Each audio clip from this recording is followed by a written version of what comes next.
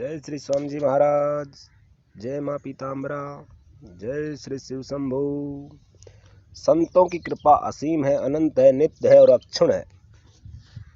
इस ग्रंथ का श्रद्धापूर्वक पठन और श्रवण तथा मनन करना अत्यावश्यक है। यह ग्रंथ सिर्फ साधकों के लिए नहीं अपितु सर्वसाधारण पीड़ित और दुखी तथा सुखी सभी लोगों के कल्याण के लिए समान रूप से श्रेयस्कर है। किसी भी तरह से निराश, दुखी, प्रताड़ित, शत्रु बाधा, तंत्र बाधा, पितृ बाधा, भयंकर बीमारियों से ग्रस्त, मानसिक रूप से बीमार, ग्रह क्लेश या जो भी आपके जीवन में आपकी इच्छाओं के विरुद्ध कार्य होते हैं, तो आपको शीघ्र किसी संत की शरण लेनी चाहिए और माँ भगवती और भगवान शिव की पूजा पाठ कर अपने प्रारब्ध को काटकर अपने जीवन को सफल बना सकते हैं। इसके लिए आप इन अध्यायों का पूरी लगन व विश्वास के साथ प्रतिदिन पूरा श्रवण में मनन करें। स्वामी जी महाराज, माँ पीताम्बरा, भगवान शिव आपकी मनोकामना अवश्य पूर्ण करेंगे। हमने बिना किसी लाग लपेट के श्री स्वामी कथा सार को आप तक पहुंचाने का प्रयास किया है। कोई गलती हो तो उसे इग्नोर करें व आगे उसमें सुधार कर अच्छी तरह प्रस्तुत किया जाएगा। इसलिए वीडियो को लाइक कर कमेंट में जय श्री स्वामी जी महाराज, जय माँ पीताम्बरा लिखना अनिवार्य है, जो आपकी माँ व स्वामी जी महाराज वह अपने धर्म के प्रति आस्था को दर्शाता है।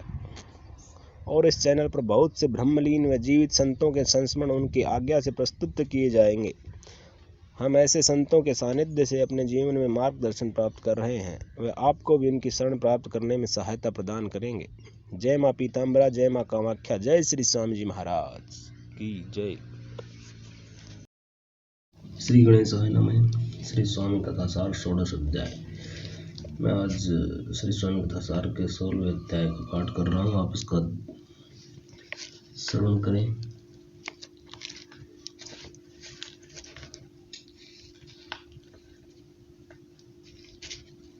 श्री गणेशाय नमः। हे प्रकाश पुंज सोमनाथ, ये चराचर जगत आपका ही स्वरूप है। हे गिरिजापते, चराचर जगत में पाप के कारण उत्पन्न भीष्म विष को आप ही पीते हैं। इसलिए तो समुद्र मंथन के समय प्राप्त हलाहल को भी आपने ही धारण किया था। हे मुकुंद माधव, आप ही राम हैं, आप ही शिव हैं। अपने भक्तों के कष्टों को आप शीघ्र ही दूर करने वाले हैं। हे माया मुक्त श्री वल्लभ, जो भी आपकी शरण में आया वे अभय हो गया। हे राष्ट्रगुरु, अपने ज्योतिषमती नाम की औषधि की आड़ ओट में न जाने कितनों को रोग मुक्त कर जीवन दान दिया। विभिन्न प्रकार के रोगों पर एक यही दवाई दी। हे धन्वंतरी भगवान, दवाई के माध्यम से आपका कृपा रूपी प्रसाद ही लोगों को मिलता था। प्रभु की घोषणा है, जो जन, पत्नी, गृह, पुत्र, कुटुंब, प्राण, धन आदि का मोह छोड़कर मेरी शरण में आता है, उसको मैं कैसे छोड़ सकता हूँ। साधु, सेवक और भक्तगण मेरे हृदय हैं और मैं उन सब का आश्रय हूँ। दोबारा सुन। प्रभु की घोषणा है, जो जन, पत्नी, गृह, पुत्र, कुटुंब, प्राण, धन आदि का मोह छोड़कर मेरी शरण में आता है, उसको मैं कैसे छोड़ सकता हूँ। साधु, सेवक और भक्तगण मेरे हृदय हैं और मैं उन सब का आश्रय हूँ। वे सब मुझको छोड़कर कुछ नहीं जानते, तो मैं भी उन साधु भक्तों को छोड़कर कुछ भी नहीं जानता हूँ। गाजीपुर के डॉक्टर शिव मंदिर का छोटा भाई बहुत अस्वस्थ रहने लगा था। उसे अनेक प्रकार की बीमारियां हो गई थी। गाजीपुर, बनारस, दिल्ली के अनेक बड़े बड़े डॉक्टरों को दिखाया गया, परंतु कोई लाभ नहीं हुआ। सूर्यदेव शर्मा ने इनको दतिया के सच्चे संत शिरोमणि के शरण में जाने की सलाह दी। एक बार ये लोग नवरात्र के अवसर पर दतिया पहुंचे। इन्होंने निवेदन किया, हे भगवान, मेरा छोटा भाई बहुत अस्वस्थ है। हम सब जगह से निराश होकर आपकी शरण में आए हैं। दवाओं से फायदा न होने की बात भी बता दी। पूज्यपाद राजराजेश्वर ने कहा, 3 तरह के उपचार होते हैं। एक तो मानवीय, जिसमें खाने पीने की दवाएं तथा परहेज आदि हैं। दूसरा राक्षसी, जो चीर फाड़ से संबंधित है। तथा तीसरा दैवीय, जो प्रथम दोनों के असफल होने पर भी लागू हो सकता है और अचूक होता है। इस तीसरी पद्धति का संबंध मंत्र जप आदि से है। भगवान, आपने बीमार को सूर्य का मंत्र दिया एवं सूर्य का व्रत रखने की प्रतिज्ञा कराई। कुछ ही दिनों में बीमार का स्वास्थ्य एकदम सुधर गया। मुरैना के श्री अनिल कुमार सक्सेना को कैंसर रोग हो गया। बड़े बड़े डॉक्टर वैद्यों का इलाज हुआ, लेकिन रोग बढ़ता गया। लोग कहने लगे कि अब इसका आखिरी समय आया है, ब्लड कैंसर का कोई इलाज नहीं है। उसके परिवार वाले उसे आपकी शरण में ले आए। जो दुख ताप का निवारण करता है वही शिव है। माता की गोद में अबोध शिशु को कोई भय नहीं होता। इसी प्रकार हे सर्वेश्वर, अनिल कुमार भी आपके दरबार में पहुंचकर भय रहित हो गया। आपने उसे अपनी कृपा युक्त ज्योतिषमती के सेवन की आज्ञा दी और इस औषधि के सेवन से चंद दिनों में ही अनिल कुमार उस असाध्य रोग से मुक्त हो गया। चिकित्सक अनिल कुमार को पूर्ण रूप से स्वस्थ देखकर चकित रह गए। हे अमृतेश्वर, सबने यही कहा है कि यह चमत्कार तो ईश्वर ही कर सकता है। आपकी आज्ञा से जिसको भी ज्योतिषमती दवाई दी गई उसे बीड़ी, सिगरेट और सभी मादक द्रव्य आदि को जीवन पर्यंत त्यागने को कहा गया। हे उमापति, न त्यागने की दशा में रोग पुनः होने की संभावना रहती है। दतिया के उमा शंकर शर्मा भी ब्लड कैंसर से ग्रसित हो गए।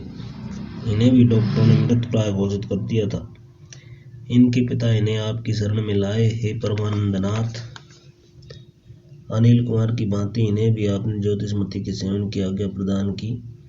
कुछ समय में ये भी स्वस्थ हो गए। श्री राजेश कुमार पाठक पर जब वे मात्र 6 माह के शिशु थे, पोलियो का भयंकर आक्रमण हुआ। इस आक्रमण से शिशु राजेश के हाथ पैर पतले पड़ गए और वह चलने फिरने योग्य नहीं रहा।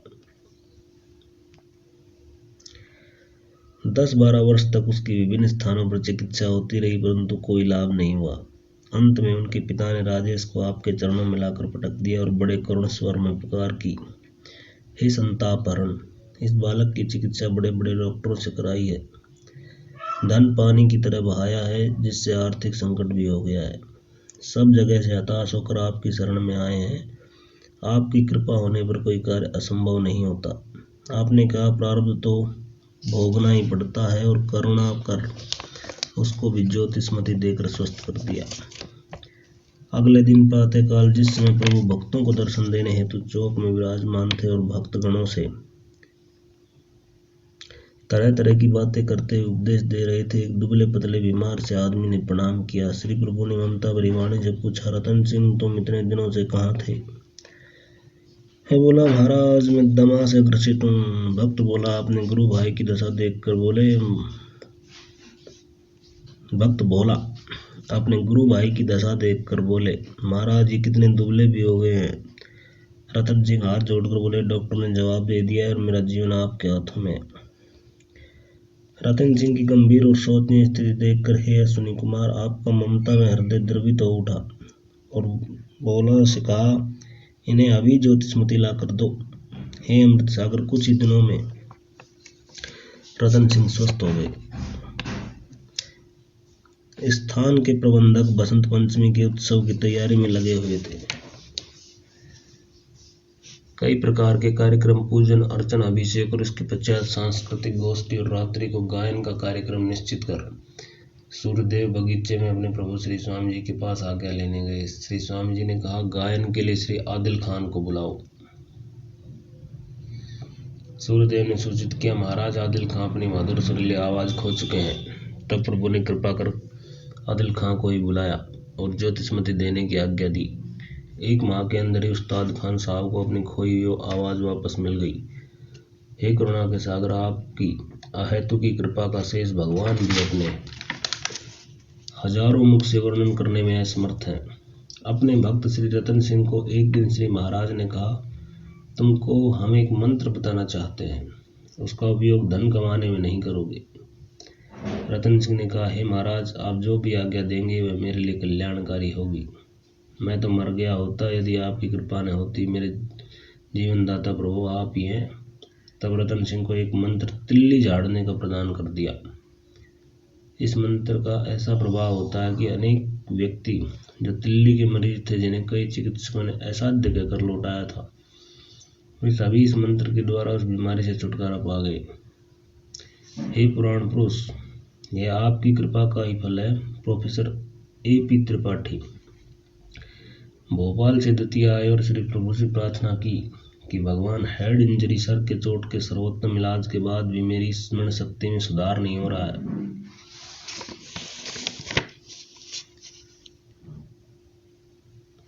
मैं आपकी शरण में आया हूँ, मुझे प्रसाद के रूप में दवा दें।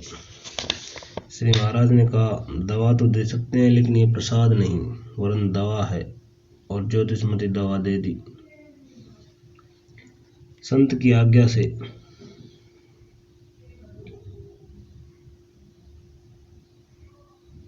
जो कुछ वस्तु दी जाए अथवा कहा जाए वे प्रसाद ही होता है और निश्चय कल्याणकारी होता है। सायंकाल श्री करुणानिधि अंदर बगीचे में चाय का आस्वादन करते हुए पास में बैठे डॉक्टर मिश्र से कृपा पूर्वक कह रहे थे, आज भोला ने चाय अच्छी बनाई है। हे सत्यसागर, आपकी पावन दृष्टि में कोई वस्तु बिना स्वाद या खराब नहीं थी। इतने में एक सेवक विनय ने प्रणाम कर निवेदन किया, महाराज वकील रामकृष्ण तथा उसके भाई सत्यदेव वर्मा आए हैं। श्री महाराज ने कहा, हाँ, आज शनिवार का दिन है। वकील वर्मा वर्षों से नियमित समय पर आते हैं और उन्हें अंदर आने की आज्ञा दी। वकील वर्मा और उनके भाई ने चरणारविंदों में प्रणाम किया तो श्री महाराज उनको देखते किंचित मुस्कुराते हुए बोले, कहिए साहब सत्यदेव जी, कैसे दुबले दुबले नजर आ रहे हो, क्या कुछ बीमार हो गए थे? सत्यदेव ने विनम्र होकर अर्ज किया कि मैं जीवन मरण में डोल रहा था तो ऑल इंडिया मेडिकल इंस्टीट्यूट में उपचार हेतु गया।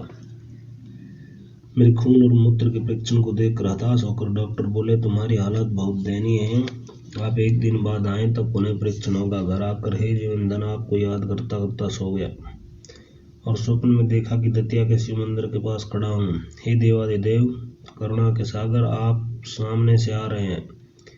आपने दूर से जिस प्रकार आज पूछा है उसी तरह कहा, क्या कुछ तबीयत खराब हो गई है? मैंने अपनी निराशाजनक हालत आपकी सेवा में निवेदन की तो हे प्रभु, आपने अपना बायां हाथ बाएं से दाहिनी ओर चलाया और आशीर्वचन बोले, जाओ कुछ नहीं है। जी सब ठीक है। आंखें खुली तो शरीर हल्का लगा और दूसरे दिन डॉक्टरों ने परीक्षण किया तो उन्हें विश्वास ही नहीं हुआ, क्योंकि रिपोर्ट नॉर्मल आई। डॉक्टर ने अपने विश्वास पर ही विश्वास करके कहा, यदि तुम अमृत भी दवा रूप में खाते तो भी ठीक नहीं हो सकते थे। तुम सच बताओ, तुमने क्या लिया है? मैं तो यह सुनकर अवाक रह गया और आपको स्मरण करता हुआ सीधा दादा के साथ चरणों में प्रणाम करने को हाजिर हुआ हूँ। आपने संकेत मात्र से ही मुझे नवजीवन प्रदान किया है। मैं आपका गुलाम हूँ, आप मेरे सरताज हैं। प्रभु मुस्कुराए और कहने लगे, हाँ साहब, ये तो आप जो पीताम्बरा का जप करते हैं उसका फल है, मैं तो कुछ भी नहीं जानता। इस प्रकार लीलाएं तो अनंत हैं। हे सागर के महासागर, आपने अपनी कृपा के वशीभूत होकर बीमारों को स्वास्थ्य प्रदान किया, मरने वालों को पुनर्जीवन, भयभीत भक्तों को अभयदान, निराश्रयों को आश्रय दिए। आपने नास्तिकों के मृतप्राय हृदयों में कृपा कर आस्था उत्पन्न की। श्री मदन मोहन शर्मा, जिन्हें आप गौड़ जी कहकर पुकारते थे, उत्तर प्रदेश के जनपद आगरा के अंतर्गत आगरा के निकट बिचपुरी ग्राम के रहने वाले थे और अब वे मथुरा में रहने लगे। गौड़ जी झांसी में राज की सेवा में राजपुत्रित पद पर थे। वहां नियुक्ति के समय उनको गबन के आरोप में निलंबित कर दिया गया। वे बहुत परेशान थे। झांसी में उनकी भेंट दांतों के डॉक्टर और स्वामी जी के भक्त लाल गोपाल से हुई। गौड़ जी को दुखी देखकर लाल गोपाल शाश्वत ने उन्हें कष्ट निवारण के लिए श्री प्रभु की शरण में आने को कहा। गौड़ जी लाल गोपाल का परामर्श मानकर श्री चरणों के दर्शन कर निवेदन करने आए। श्री प्रभु ने उनसे पूछा, आप कौन हैं? गौड़ जी ने उत्तर में कहा, ब्राह्मण श्री महाराज। फिर प्रश्न हुआ, क्यों आए हो? उत्तर देने से पूर्व गौड़ जी ने सोचा, संत से सच और दाई से पेट नहीं छिपाया जाता और सच बोलने से ही कल्याण होता है, इसलिए बताया, मुझसे त्रुटि हो गई और गबन के आरोप में मुझे नौकरी से निलंबित कर मेरे खिलाफ जांच चल रही है। श्री प्रभु ने आगे पूछा, क्या चाहते हो? गौड़ ने उत्तर में कहा, नौकरी वापस चाहता हूँ, मेरे खिलाफ चल रही जांच में मैं निर्दोष होकर बरी हो जाऊं, मैं आपकी शरण आया हूँ। तब गौड़ जी को पाठ करने को एक स्तोत्र देकर कहा कि मंदिर में बैठी माई से प्रार्थना करो। इतने में ही उड़ई निवासी मानिक शर्मा ने आकर श्री सदगुरु के चरणों में साष्टांग प्रणाम किया। श्री प्रभु ने मानिक शर्मा को फटकारते हुए कहा, तुमने मेरी बात नहीं मानी, अब किस लिए आए हो? शर्मा रोने लगे और बोले, हे क्षमा सागर, महान भूल हो गई। कार्य की व्यवस्था में आपके द्वारा दी गई चेतावनी मेरी स्मृति से निकल गई। मैं अपराधी हूँ, मेरे कारण मेरे प्रभु को कष्ट उठाना पड़ा। मैं नदी में गिर गया था तो मेरी रक्षा हेतु श्री चरणों को जाना पड़ा। गहरी नदी में पीत और उनका अचला धारण कर आप आ गए और रस्सी फेंक कर डूबते हुए इस अपराधी दास के प्राणों की रक्षा की। मेरा तो जीवन 2 बार आप ही का दिया हुआ है। मैं पश्चाताप की भीषण आग में जल रहा हूँ।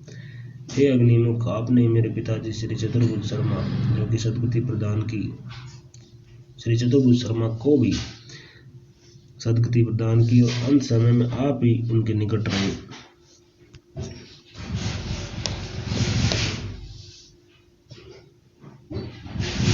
मेरी जिंदगी प्रत्यक्ष 2 बार आपकी दी हुई है। रोम रोम आप श्रीमान का कृतज्ञ है। मेरे शरीर की चमड़े की जूती बने और आप पहने तो भी कम है। यह सुनकर महाराज ने समझाया, मैं कौन तुमको बचाने वाला हूँ? बचाने वाली तो वह माई बैठी है। मनुष्य द्वारा किए जाने वाले पुण्य कर्मों के फलस्वरूप यह सब मन टलता है और होने से कोई लाभ नहीं। आगे सावधानी रखनी चाहिए। संतों की सेवा करते रहना चाहिए, यह बहुत बड़ा पुण्य कर्म है। शास्त्र ठीक ही कहते हैं कि श्री गुरुदेव की डांट तो प्रसाद होता है, उनकी डांट से तो पाप क्षय होते हैं। श्री मानिक शर्मा के स्वर्गीय पिता श्री चतुर्भुज शर्मा अनेक वर्षों तक उत्तर प्रदेश शासन में मंत्री पद पर रहे। जीवन के अंतिम समय में लखनऊ के बलरामपुर अस्पताल में उनका ऑपरेशन हुआ था। वे श्री स्वामी जी के अनन्य भक्त थे। ऑपरेशन के समय प्रभु ने उरई के ही पंडित गोपाल दास दद्दा और दुर्गादास को दतिया से लखनऊ भेजते हुए कहा कि कल प्रातः ठीक 10 बजे चतुर्भुज शर्मा से ओम शब्द का उच्चारण जोर जोर से कराना। श्री प्रभु के आदेशानुसार शर्मा जी ने ठीक 10 बजे ओम ओम ओम 3 बार कहते हुए शरीर त्याग दिया था। फिर श्री स्वामी जी महाराज ने कोने में खड़े श्री मदन मोहन गौड़ की ओर अत्यंत पैनी और तेज दृष्टि से देखा। जैसे ही परम पूज्य गुरुदेव की दृष्टि मदन मोहन शर्मा गौड़ जी की दृष्टि से मिली, वह तेज को आत्मसात नहीं कर सका। उसका अपवित्र हृदय उस पैनी दृष्टि से कांप गया और शरीर में बिजली के करंट से लगने वाले झटके की भांति बड़ा शक्तिशाली झटका लगा, जिससे वह मूर्छित सा होकर कोने में गिर पड़ा। कुछ क्षण पश्चात ही वह होश में आया और संभल कर वहीं बैठा रहा। प्रभु श्री स्वामी जी ने दृष्टिपात कर मदन मोहन के हृदय में बैठे पाप पुरुष को भस्म कर दिया। इस लीला के पश्चात श्री स्वामी महाराज गौड़ जी से बोले, अब तुम जाओ और तुम्हें बताया गया पाठ बाहर बैठ कर करो। दिन में कम से कम 101 पाठ रोज करना। इस स्तोत्र के पाठ साक्षी के रूप में एक दीपक की स्थापना करके रात्रि में करने चाहिए। रात्रि में किए गए पाठ अत्यंत प्रभावकारी होते हैं। अब तुम सब लोग जाओ, मेरे भजन का समय हो गया है, मुझे भी अपना काम करने दो। यह कहकर महाराज जी अंदर चले गए। थोड़ी देर बाद सूर्यदेव जी के दामाद डॉक्टर शिव मंदिर प्रधान आए। एक बार उनके पिताजी भी दतिया पहुंचे थे और शिव भक्त होने के कारण श्रावण माह में शिव पूजन करने के लिए गांव वापस जाने की आपसे आज्ञा मांगी। हे नारायण, आपने उन्हें शिव मंत्र दिया और कहा तुम्हारे रुके हुए सब काम पूर्ण होंगे। अगली गुरु पूर्णिमा पर वे आए और कहा, हे नाथ, मंत्र जप करने से सब संकट समाप्त हो गए हैं और खेती की फसल भी तिगुनी हो गई। श्री प्रभु, आपने कहा लाभ न हो तो मंत्र कौन जपे। इसी प्रकार आपने बादाम सिंह को भी मंत्र दिया था, जिससे उसकी खेती की फसल तिगुनी बढ़ गई थी। श्री महाराज जी ने शिव मंदिर के 3 साल के पुत्र से नाम पूछा, वह चुप रहा। इस पर महाराज जी ने विनोदपूर्वक कहा, यह बुद्धिमान है, अपनी पत्नी, अपने गुरु और अपने पुत्र एवं कंजूस का नाम नहीं लेना चाहिए। सुने, श्री महाराज जी ने शिव मंदिर के 3 साल के पुत्र से नाम पूछा, वह चुप रहा। इस पर महाराज जी ने विनोदपूर्वक कहा, यह बुद्धिमान है, अपनी पत्नी, अपने गुरु, अपने पुत्र एवं कंजूस का नाम नहीं लेना चाहिए। यह बच्चा अपना नाम इसलिए नहीं ले रहा है। कुछ दिन बाद मथुरा वाले गौड़ जी आए, इनकी नौकरी लग गई थी। महाराज जी ने उसके अधिकारी को अंत प्रेरणा दी थी। इन्होंने बहुत सारे रुपये महाराज जी को भेंट में चढ़ा दी। श्री भगवान ने देखकर वहाँ बहुत आदमियों को संबोधित करके कहा कि यहाँ लोग आते हैं और रुपये पैसे चढ़ाते हैं, मैं तो सन्यासी हूँ। अरे प्रपंच करने वालों को इन चीज़ों की जरूरत रहती है। मुझे तो सर्वप्रिय वे व्यक्ति हैं जो मेरे आदेशानुसार भगवान का भजन करते हैं। ऐसे व्यक्तियों को मैं प्रथम श्रेणी देता हूँ। दूसरा स्थान उन व्यक्तियों के लिए है जो आश्रम पर शारीरिक श्रम करते हैं। धन से सेवा करने वाले तृतीय श्रेणी के सेवक हैं। जैसे सांप अपने बिल में सीधा जाता है, गुरु स्थान पर सबको उसी प्रकार जाना चाहिए कि परमात्मा लोगों के दिल की बात नहीं जानता। फिर उन्होंने स्मृति बनाई और शिव मंदिर को भी खाने के लिए दी। शिव मंदिर के इनकार करने पर उन्होंने बनारस में बोली जाने वाली भोजपुरी भाषा में कहा, जय श्रुति ने खाई वो पंडित कस खाई। हे सर्वशक्तिमान परम संत, आपकी प्रत्येक कृति के पीछे कोई न कोई राज होता है जिसे अपने अंतर मन में वही समझ सकता है जिसे आप समझाना चाहते हैं। घमंडी लोगों से तो आप बहुत दूर रहते हैं। एक रोज आपका एक परम भक्त भगवान स्वरूप सक्सेना, जिसका लड़का भयंकर रूप से बीमार हो गया था, उसे आपने ही जीवन दान दिया था। वह दतिया से लखनऊ जाने के लिए आज्ञा लेने पहुंचा। हे सर्वसुलभ परम पवित्र, आपने रहस्यपूर्ण ढंग से कहा, लखनऊ में हनुमान सेतु के किनारे बना हुआ हनुमान जी का मंदिर सिद्ध स्थान है। उन भक्त सक्सेना को इस संकेत का कोई मतलब समझ में नहीं आया। अगले दिन जब सक्सेना लखनऊ पहुंचे तो इसी पुल पर उनको 4 बदमाशों ने घेर लिया। एक के हाथ में रिवॉल्वर था, वो खैरियत नहीं है। निर्जन स्थान समझ में आ गया। संसार के दोस्त रिश्तेदार इस समय काम नहीं आ सकते। हर हाल में काम आने वाले अपने मालिक महाराज जी को याद करने लगे। प्रभु, जैसे ही आपका ध्यान लगाया, अंत प्रेरणा जागी कि रिवॉल्वर छीन लो। आप तो साक्षात चिंतामणि हैं। रिवॉल्वर तो हाथ नहीं लगी, लेकिन आपकी कृपा से इनको ध्यान आया कि हाथ में ब्रीफकेस भी है, उसे घुमाना शुरू कर दिया। बहुत समय तक ऐसा चला। अंत में बदमाश भाग गए। तभी एक व्यक्ति धुंधलके में घूमते हुए निकला और पूछने लगा, क्या बात थी? सक्सेना ने जवाब दिया, बदमाश थे। उसने साधारण भाव से कहा, अच्छा, और उधर ही चला गया जिधर बदमाश गए थे। हे महाकाय, मुझे आपकी सारी लीला समझ में आ गई, क्योंकि उसका अच्छा कहने का ढंग बिल्कुल आपकी तरह ही निर्विकार भाव का था। हे प्रभु, आपके स्मरण मात्र से केवल ही नहीं होती, अपितु दुष्ट लोग स्वयं आपके शरणागत प्राप्त व्यक्तियों की सहायता करने लगते हैं, जैसा कि बाबूलाल गुप्त के साथ घटित हुआ।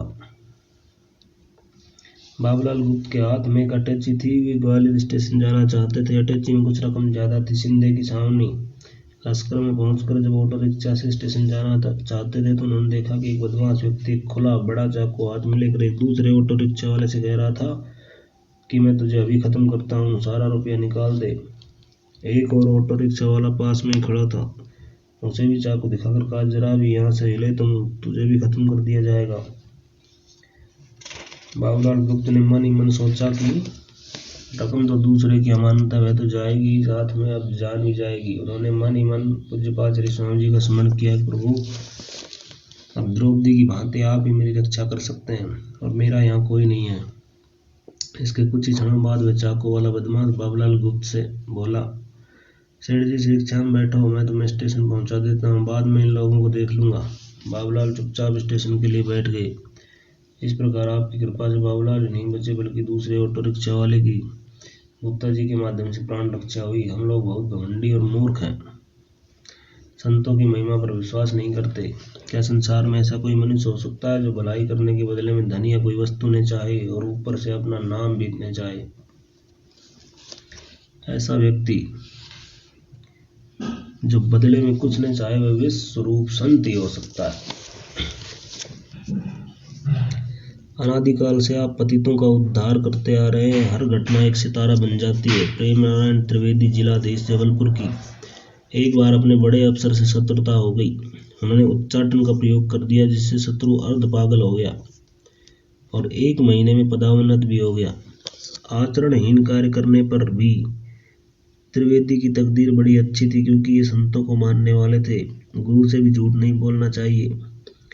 दतिया आने पर महाराज जी को अपना अपराध सच सच बता दिया। महाराज जी ने कहा, अरे तुम सच सच बोलकर बच गए। समझदार हो, विवेक से काम लेना चाहिए, बदले की भावना नहीं रखनी चाहिए। तुमने सब सच बोला, इसलिए भगवान चंद्रशेखर तुमको माफ भी कर देंगे। ये गंदे तांत्रिक काम नहीं करना, ऐसे पशुवत आचरण नहीं करने चाहिए।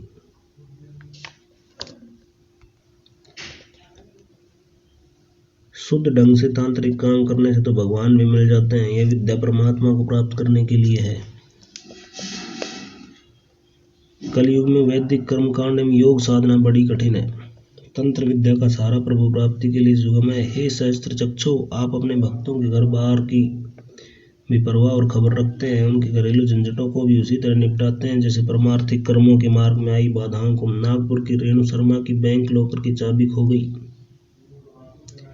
विभिन्न स्थानों पर खोज होती रही लेकिन चाबी का पता नहीं लग सका। अतः बैंक के अधिकारियों से बातचीत और लिखापढ़ी कर लॉकर को तोड़ने के लिए दिन निश्चित कर लिया गया। उसी रात रेणु देवी को विचार आया कि मैं इतना पूजा पाठ करती हूँ तथा मुझ पर आपकी असीम कृपा है, फिर मेरी खोई हुई चाबी क्यों नहीं मिल रही है। मन में यह विचार आने लगा कि पूजा पाठ से कोई लाभ नहीं है। यदि लॉकर का ताला तोड़ने से पहले चाबी नहीं मिलती तो श्री महाराज पर से विश्वास उठ जाएगा। उसी रात को ऐसा लगा जैसे कोई कह रहा हो, ईश्वर की उपासना के त्याग का विचार करना भी पाप है। तुम्हारे लॉकर की चाबी डायरी के अंदर घर के बर्तन रखे जाने वाले अलमारी में बाहर रखी है। यह बात थोड़े थोड़े अवकाश से कई बार सुनाई देती रही। हे ज्ञान सुधा वर्षक प्रभु, चाबी तो वहीं मिल गई लेकिन उसे बड़ी वेदना हुई कि मेरी मूर्खता के कारण मेरे ईश्वर को इतना कष्ट उठाना पड़ा।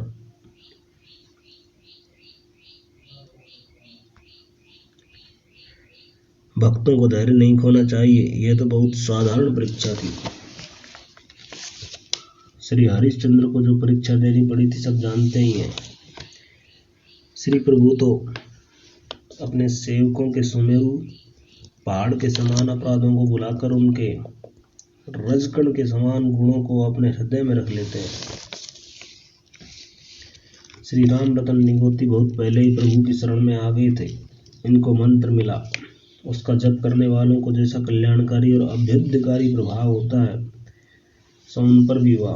आढ़त का काम तो बढ़ा मगर साथ में आध्यात्मिक उन्नति भी हुई। एक दिन भयानक वर्षा हो रही थी। ब्रह्म मुहूर्त के अंधेरे में ही आश्रम आकर चौपड़े पर स्नान के लिए गए। स्नान के बाद एकदम घबराए हुए वे श्री प्रभु के पास आए तो आपने पूछा क्या बात है। निगोती जी ने उत्तर दिया, कीड़े यानी सांप ने काट लिया है। हे व्याधिनाशक, आपने सेवक भोला को बुलाया और कहा इसको नीलकंठ स्तोत्र दे दो और बैठकर उसका 7 बार पाठ कर ले। यह महादेव का स्थान है। सर्प तो रहते ही हैं मगर जगदम्बा की अमृतमयी कृपा से कल्याण और जीवन दान भी मिलता है। नीलकंठ स्तोत्र के पाठ से निगोती को आराम मिल गया और सांप का विष समाप्त कर नीलकंठ ने अपने गले में रख लिया। झांसी से शिवनाथ नाम का एक भक्त खूब शराब पीकर एक दिन रात्रि में दतिया आश्रम में माता के दर्शनों के लिए आया तो वहां फर्श पर गिर पड़ा जिससे उसकी टांग टूट गई। कुछ दिनों बाद वह आपके पांव दर्शनों के लिए आश्रम आया तो आपने उससे पूछा तुम्हारे पांव में सूजन क्यों है। उसने कहा शराब पीकर गिर पड़ा था प्रभु। आपने फिर पूछा कहाँ गिरे थे। उसने सच सच बताया कि महाराज मैं यही मंदिर में शराब पीकर गिर पड़ा था। श्री प्रभु ने एक सेवक को आज्ञा दी, इसे एक बतासे में ज्योतिषमती दवाई दो। संध्या तक उसके पांव की सूजन उतर गई और एक्सरे से मालूम हुआ कि हड्डी पुनः अपने आप जुड़ गई है। सच बोलने वाला आपको अति प्रिय है। सच की महिमा का ज्ञान संत कृपा से ही संभव होता है। सिंधिया राजघराने के सरदार श्री आंग्रे की पत्नी का शिवपुरी में देहांत हो गया था। शीघ्र ही वे उसे कार से गोदी में उठाए आश्रम ले आए और महाराज जी के चरणों में उसे लटा दिया। महाराज जी बाहर विराजे थे। श्री प्रभु ने कुछ क्रुद्ध होकर कहा, क्यों ढोंग करके तमाशा दिखाती है। यह आश्रम है जहाँ लोग साधना करने आते हैं। उठो और अपने घर जाओ, नाटक मत करो और आगे से यहाँ नहीं आना। उपस्थित सभी लोगों ने देखा कि वह स्त्री शीघ्र ही उठकर बैठ गई। श्री प्रकाश मोहन ज्योति नामक आपके भक्त जिनकी बड़ी लड़की की शादी दिल्ली में तय हो गई थी, वे आपके दर्शनार्थ दतिया आए और आपसे प्रार्थना की कि लड़की का विवाह निर्विघ्न और शान शौकत से हो। मैं गरीब हूँ और मैंने कभी चोरी अथवा रिश्वत नहीं लिया, इसलिए बहुत आर्थिक संकट में हूँ। किंतु यदि हे कुबेर का भंडार भरने वाले परमात्मन आपका आशीर्वाद मिल जाए तो विवाह अपने आप ही धूमधाम से होगा। उस समय श्री चरणों में बहुत से भक्त बैठे हुए थे। हे महामृत्युंजय, आपने एक भक्त से कहा, प्रकाश जी चाहते हैं कि इनकी पुत्री का विवाह बड़ी धूमधाम से हो, तुम्हारा क्या विचार है। उस भक्त ने उत्तर दिया, हाँ हाँ महाराज, जरूर धूमधाम और निर्विघ्न होना चाहिए। यही बात अपने कई भक्तों से पूछी और सब लोगों ने यही जवाब दिया।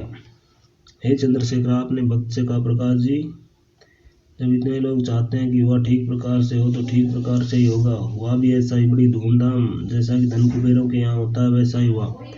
5 सितारा होटल में सब कार्यक्रम हुआ। गरीब भक्त प्रकाश भौचक के होकर सोचते रह गए कि यह सब कैसे हो गया।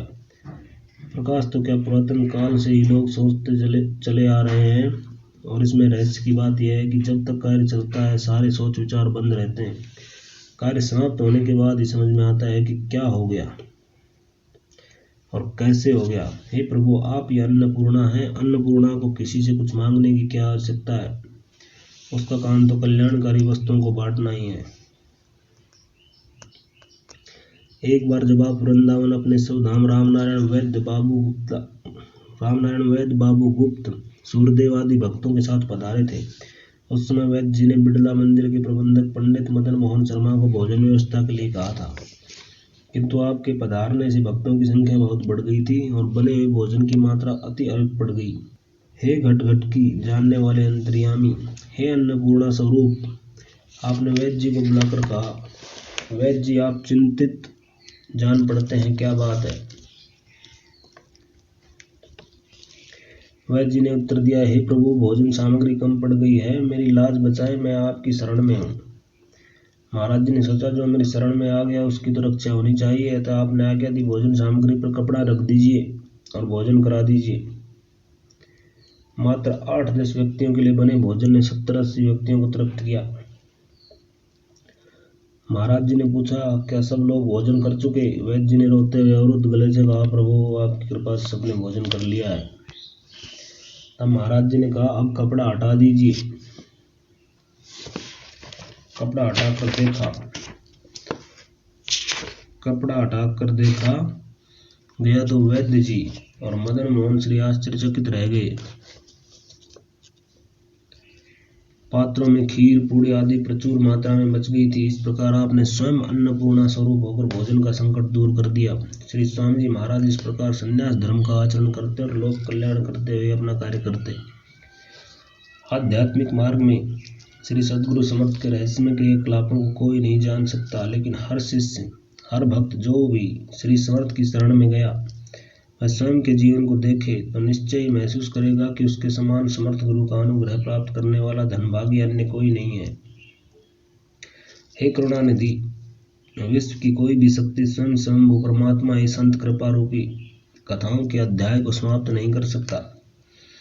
हम सब प्रार्थना करते हैं कि हे समस्त संसार को उत्पन्न करने वाले, सृष्टि पालन संहार करने वाले, विश्व में सर्वाधिक दीप्यमान, विश्व को ज्ञान स्वरूप प्रकाश देने वाले, जगत को सब कर्मों में प्रवृत्त करने वाले, हे सद्गुरु स्वामी, आप ही पर ब्रह्म हैं, आप ही सविता हैं। हे स्वामी जी महाराज, आप संपूर्ण दैविक भौतिक और आत्मिक क्लेशों जो हमारे द्वारा किए गए पापों से उत्पन्न हुए हैं उनका नाश करें। आप सुबुद्धि देने वाले हैं, संपूर्ण विश्व आप में ही समाहित है। आप शिव हैं, आप ज्योति स्वरूप हैं, परम ज्योति हैं। हम सब याचक आपके द्वार पर पड़े हैं। श्री स्वामी जी महाराज की जय। इस 16 अध्याय का जो व्यक्ति किसी शुद्ध पवित्र स्थान में बैठकर श्रद्धा पूर्वक और श्री स्वामी जी महाराज में दृढ़ भक्ति भावनाओं से युक्त होकर नित्य पाठ करता है या श्रवण करता है, वह सांसारिक आनंदपूर्ण भोगों को प्राप्त करता हुआ सरलता पूर्वक अध्यात्म मार्ग में प्रवृत्त होता है। श्री पीताम्बरा अर्पणमस्तु। वे सबका कल्याण करने वाली हैं। इति 16 अध्याय समाप्त। श्री स्वामी जी महाराज की जय। श्री पीताम्बरा माई की जय। श्री शिव शंभू की जय।